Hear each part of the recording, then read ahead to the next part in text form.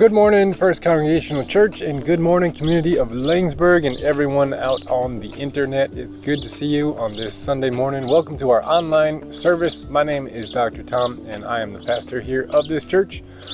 And today we start a brand new series called Ordinary Revolution. We're going to be exploring the book of Mark through this liturgical season of ordinary time that lasts like 26 weeks or some crazy number like that. I don't remember how long. It's like a long time. But we're going to explore the book of Mark for a little while, and we're going to explore how this way that Jesus lived and invited his followers to live was meant to be very ordinary for their regular everyday lives, not something that's meant to be uber dramatic or crazy or anything like that. It's very ordinary, and that ordinariness is what sparks a revolution of a new way of being in this world. So we're going to explore that today, and we have a couple of different segments here to help us engage with this passage out of Mark 3, where Jesus is accused of being a little bit crazy, especially by his mama and his brothers. So we're going to look at this and see what we got in store for us today. So we'll see you in a few.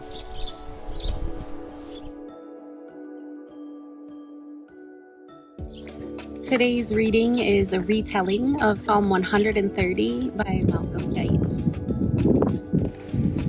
Ask him for his mercy. You won't be denied. Call on him from the deep, the places where the child in you has cried all night unheard, and where your spirit weeps as Rachel wept and would not be consoled. Cry from the place where grief unspoken seeps into a bitter silence, never told and never healed. So cry out from the deep, bring every grief to God. Do not withhold a single tear from him. Give him your tears to keep, for they are precious to him. Flee to him, his heart was pierced and knows how to weep. For he is full of mercy, and with him is plenteous redemption. Let him sound the depths, that he might draw you out from them. Psalm 130, retold by Malcolm Guite.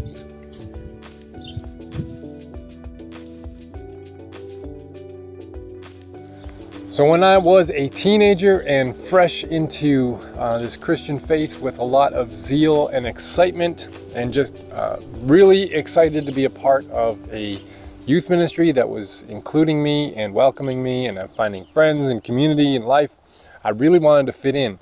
And one of the songs that was really popular at this time, I'm going to date myself here, but one of the songs that was really popular at this time was DC Talk's Jesus Freak. If you've not heard that in a while, or you never heard it, basically talks about how being a Christian makes you weird. So you're a Jesus freak. And it's almost like this badge of honor to embrace the weirdness of being a Christian that makes you a freak in this world. So built into my discipleship was this expectation that I was going to be odd. So I took that oddness to some new levels, and I would take like all of these, I would take all of the gospel tracts that were those little three-fold kind of things, and I would take them to downtown Ann Arbor, and I would go with a bunch of teenagers, friends with me, and we would go and we would hand out these gospel tracts on the corners of downtown Ann Arbor, trying to convert people to the faith, trying to win souls, I was very excited and zealous about this new thing. And one of these encounters was a bunch of these college kids. And they were kind of looking at the tracts and just kind of snickering to themselves. And one of these guys that was in the group was referring to me, and he said, "Boy, that kid is weird." And normally you'd think that would kind of make your heart sink, like, oh, they don't like me. But it was almost a confirmation of my Jesus freakishness that I was doing it right. I was weird.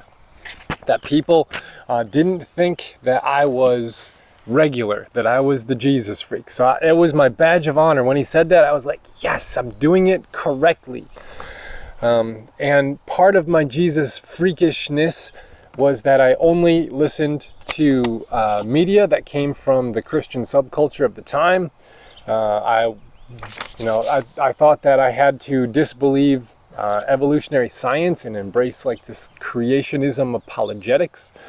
There was no drugs, alcohol, cigarettes, cussing, all that kind of stuff. I embraced purity culture. All of those things I did, and that's what made me weird. That's what made me distinguished as a Jesus freak. I attended church 3 times a week and Bible study once a week. Like, what 17-year-old do you know goes to church 4 times a week? Really? Like, I was embracing the weirdness of what it meant to be a Christian and wearing it as a badge of honor. But what these weirdnesses were, they were actually not Christian distinctives that were commanded by Jesus. I couldn't quote to you the Sermon on the Mount. I couldn't quote to you the Beatitudes. Maybe I could have quoted to you the Golden Rule, treat others as you want to be treated, or the Great Commandment, love God, love others. Maybe I would have been able to do that one. Not really. I embraced all of these things as Christian essentials, as faith essentials. But really, they were just 20th century interpretations of Paul's writings that were really, it was kind of seasoned with some Jesus sayings here and there, but not a lot. But it was taking like these epistles and then applying them literally to a 21st century, or maybe a 20th century back then, I don't know. I'm old again. But applying it to a modern day context, just taking it off the page and ironing it onto a t-shirt and wearing it saying, thus saith the Lord. But not doing that with Jesus. So Jesus was more like my mascot than he was my coach showing me how to live this life.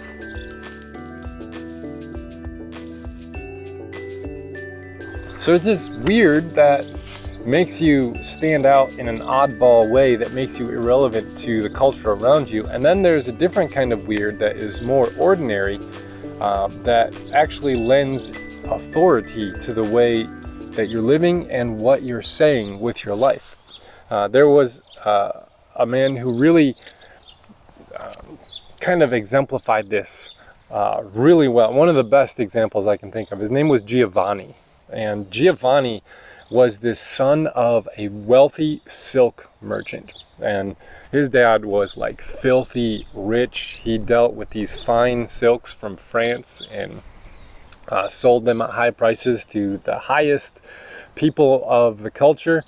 And he was filthy rich, and his son, Giovanni, got to live in this luxury house, luxury clothes made of fine silk, luxury foods, luxury everything. And he was getting bored being pampered and living in luxury, so he decided to join the military. And he went to fight what was known as the evils of Islam of the time. So he went and enlisted and joined this army and went to fight in the Holy Land. This was actually the Crusades.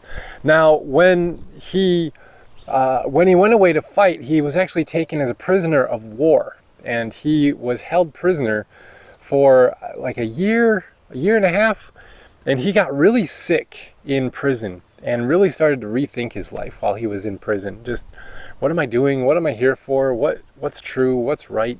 What's good? And he somehow I think they let him loose because he was so sick, and he wandered home sick. And he attended a church service at his family's church, and he was really disturbed by something that he saw.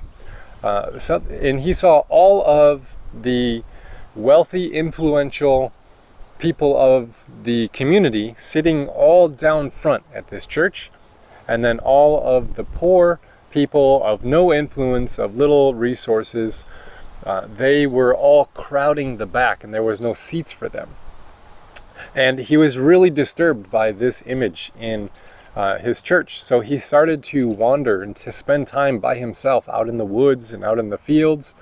And he happened to wander into this rundown church that was no longer in operation. The roof was gone, just some walls of stone. And he was in there praying, and he just really felt like God said, repair my house, it's in ruins. And he's looking around at this church and saying, obviously, it is in ruins. So he went back to this church day after day, and he started to rebuild it by putting the stones back together and putting it up. And then he started to enlist people from the local towns, and they started to come out and help him rebuild this church.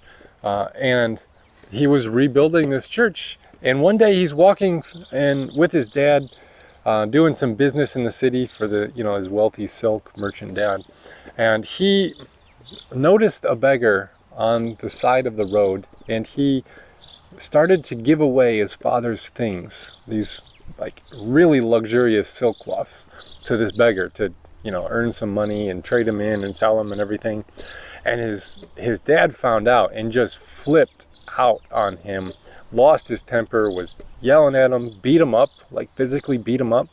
So Giovanni, he like hid in a cave for 2 months away from his dad, fearing for his life.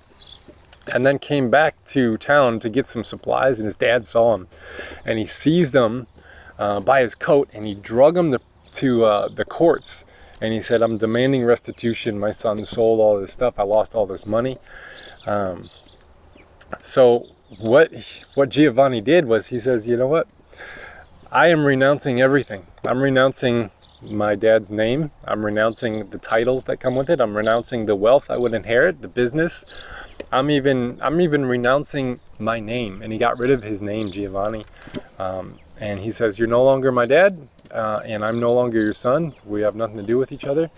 And he renamed himself Francis and headed back to that church, finished building it, and took a vow of poverty that lasted the rest of his life. And his new name was Francis, and he was kind of named Francis. He didn't have a last name, but he was from Assisi.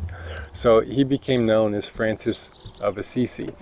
And then eventually the Catholic Church venerated him as a saint, and he's now, in our day and age, Saint Francis of Assisi, who started the Order of Saint Francis, which is a branch of the Catholic Church. He was weird. He was weird in a different way than I was weird. He exchanged riches for poverty. He exchanged power for service. And he exchanged prestige for the ordinary. All in the name of Christ and for the sake of this world. And he started a revolution of love that's characterized by the St. Francis prayer. That still is very popular today, almost 1,000 years later.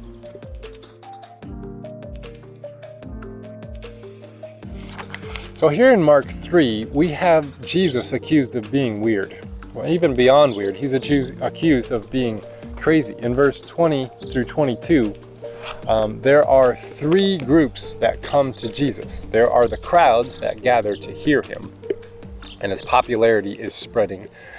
He's been calling the 12 apostles, 12 disciples to him. He's got a band of followers. He's done some miracles. And the crowds are gathering around his actions. And he hasn't really taught a lot in the book of Mark, because the book of Mark is more about Jesus' action than it is about his teaching. But these actions are very radical, very ordinary and everyday, but they're gathering this crowd around him, and his popularity is growing, and to the point where his family comes. Jesus' mother and his brothers come, and it says that they want to seize him. It's the same Greek word of to grab hold of someone, to throw them in prison, or to so when you seize someone, it's an act of almost like desperate violence. So here, his family has come to seize him because they think he's crazy. They think he's lost his mind with what he's doing and how he's aiming his life. Now the authorities, the religious authorities, the scribes, the Pharisees, all that, they come to condemn him. They think that, yeah, he's lost his mind, but it's worse than just losing his mind. So his family's trying to protect him from the authorities that have come to accuse and condemn him. by saying, "You're crazy, come home, we'll keep you safe." And Jesus is actually in his right mind. And his family just can't see the perspective. And the authorities come to condemn him. So what is Jesus gonna do?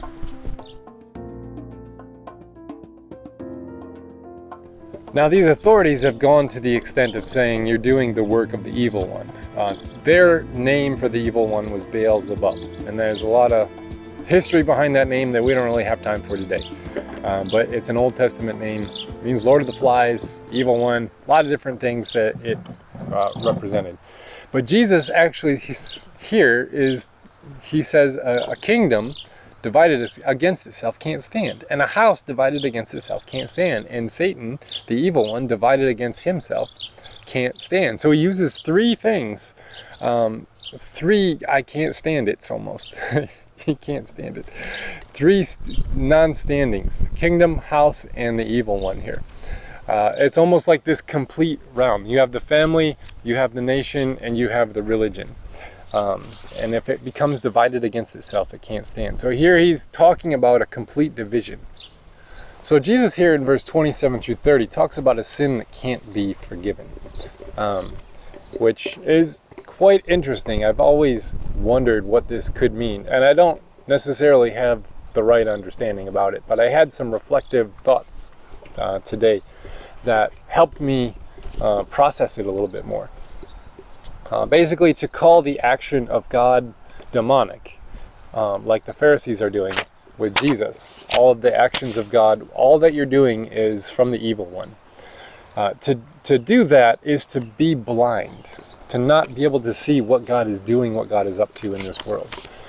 So to call the actions of God evil, to call what God is doing in this world the work of the evil one, is to be blind to what God is actually doing in this world. And to be blind is to repeat mistakes, to repeat, to think that what you're doing, to take a stand, is actually virtuous when you're standing against God, when you're standing against what God is doing in this world.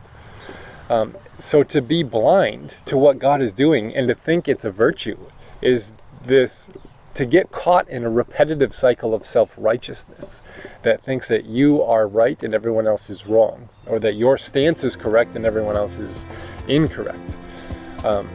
So does that mean that this can't be forgiven, and anyone who ever does this kind of a sin, they're just hopelessly lost forever and ever? Sorry.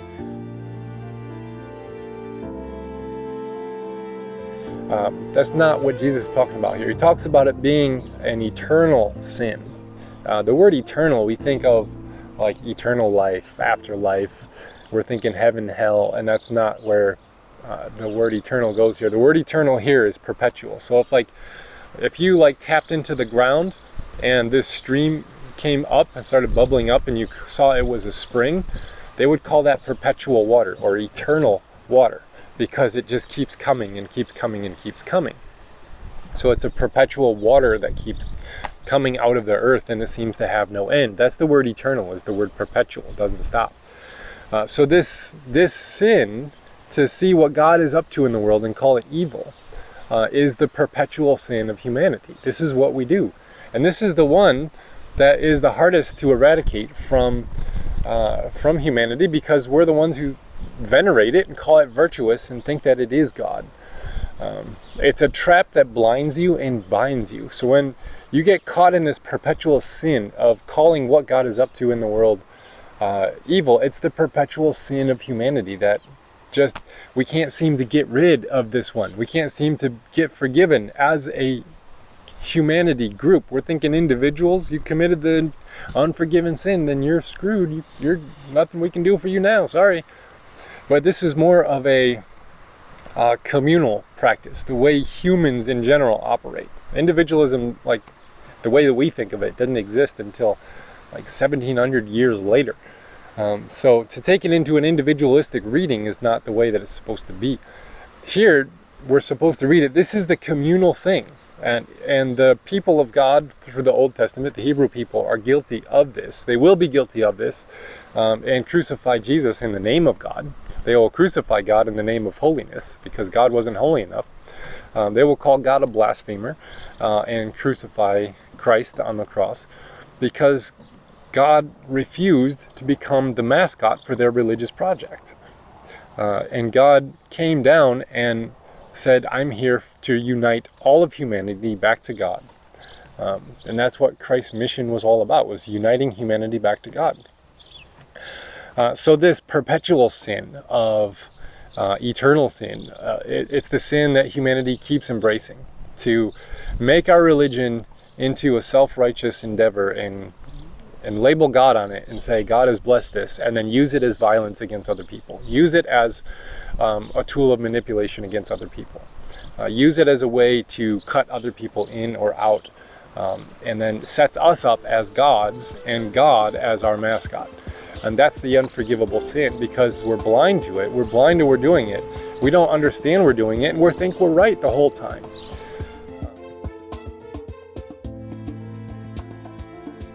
So how do we get past this kind of division within us? How do we get past or through even this type of sin?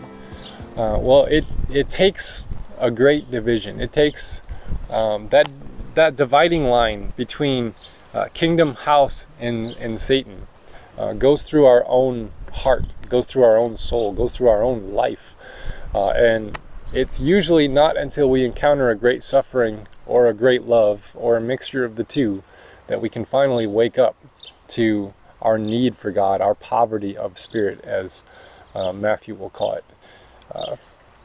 So that's what makes us weird. Not that we are this aberration of culture, or that we are some, we embrace weird, distinctive belief patterns or whatever.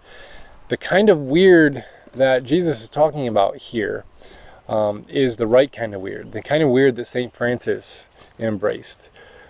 It's the kind of weird that starts a revolution of love and kindness and mercy and justice. It's the kind of weird that looks at established power and refuses to play the game of established power, and instead embraces the way of Jesus. And doing that, that's a repentance that takes a lifetime to do, because we're so entangled and enmeshed in these systemic ways of being in this world. We don't understand how to not operate any other way than the ways that we do. So we enter into a wrestling of our soul with that division, that dividing line that goes through our own heart. We enter into a wrestling between who we are and who we're becoming, who we were and who we are becoming. And what ends up happening is we end up finally seeing that much of our life has just been an impersonation of who we think we ought to be. And when you give that up and you let that go, and you start exploring and going through the wrestling of learning who God has made you to be, and then you let everything else be what it may, and lay where it falls, or whatever kind of idiom you can think of. But we be who we are in love for the sake of the world, and everyone else kind of has to deal with it.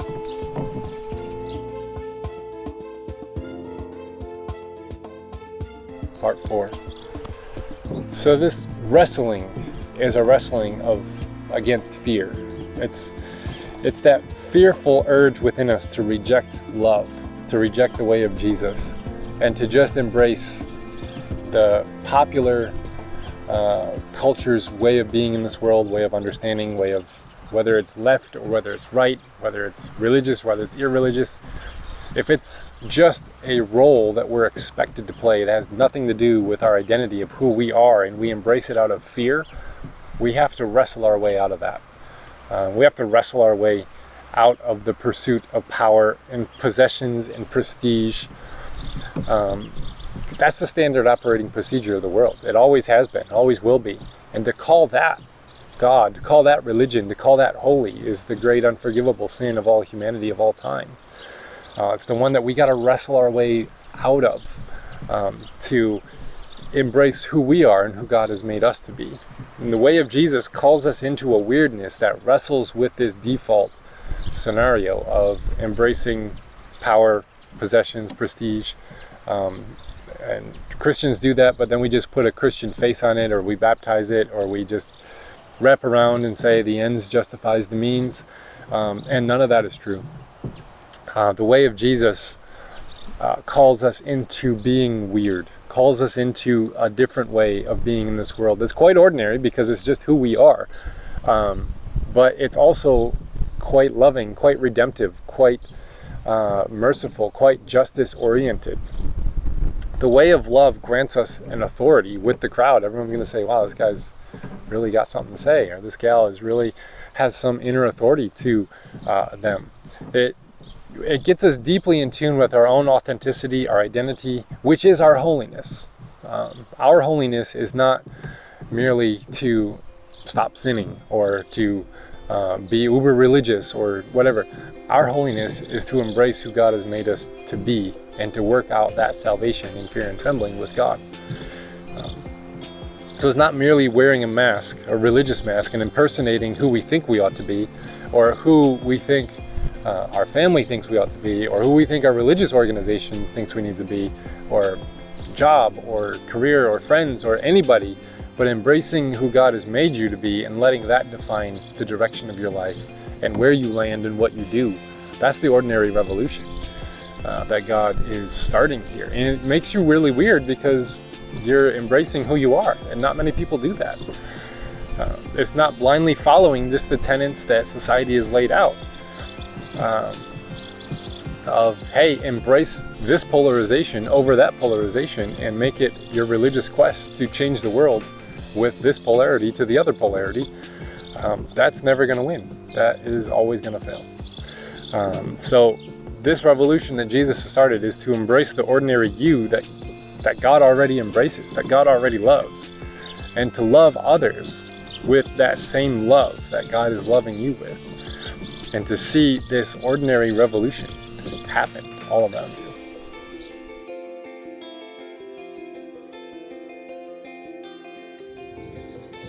If this blessing were easy, anyone could claim it. As it is, I am here to tell you that it will take some work. This is the blessing that visits you in the struggling, in the wrestling, in the striving.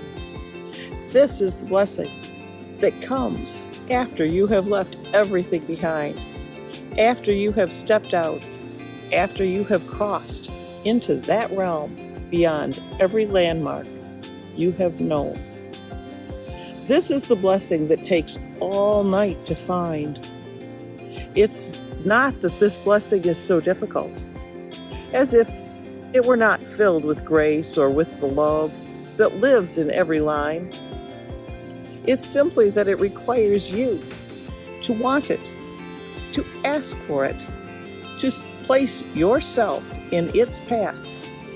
It demands that you stand to meet it when it arrives, that you stretch yourself in ways you didn't know you could move, that you agree to not give up. So, when this blessing comes, born in the hands of the difficult angel who has chosen you, do not let go. Give yourself into its grip. It will wound you, but I tell you, there will come a day when what felt to you like limping was something more like dancing as you moved into the cadence of your new and blessed name. This was by Jan Richardson.